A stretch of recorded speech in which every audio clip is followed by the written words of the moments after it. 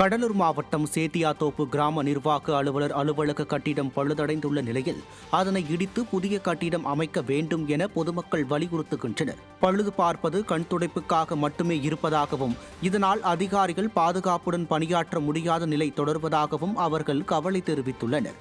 நிதி பற்றாக்குறை காரணமாக ஸ்டாலின் அரசின் மாவட்ட நிர்வாகம் புதிய கட்டிடம் அமைக்காமல் பழுது பார்க்கும் பணியில் மட்டும் ஈடுபட்டு உள்ளது. பல கோடி ரூபாய்கள் விளம்பரங்களுக்கு செலவிடப்படும் போது பொதுமக்கள் பயன்பெறும் அலுவலகத்திற்கு புதிய கட்டிடம் அமைக்க அரசு ஏன் நடவடிக்கை எடுக்கவில்லை என மக்கள் கேள்வி எழுப்புகின்றனர்.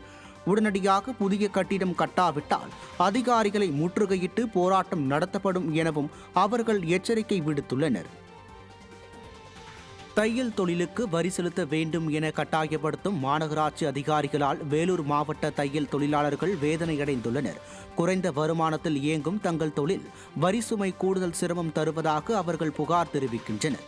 வேலூர், குடியாத்தம், பேரணாம்பட்டு உள்ளிட்ட பகுதிகளில் ஆயிரக்கணக்கானோர் தையல் தொழிலில் ஈடுபட்டு உள்ளனர். தற்போது ரெடிமேட் ஆடைகளின் வரவு காரணமாக தையல் தொழில் நலிவடைந்துள்ள நிலையில் மாநகராட்சி அதிகாரிகள் உரிமம் பெற வரி செலுத்துமாறு மிரட்டும் நடவடிக்கைகளை எடுத்து வருகின்றனர். வரி கட்ட தவறினால் கடைகளை சீல் வைக்கும் அச்சுறுத்தல்களும் வந்துள்ளன.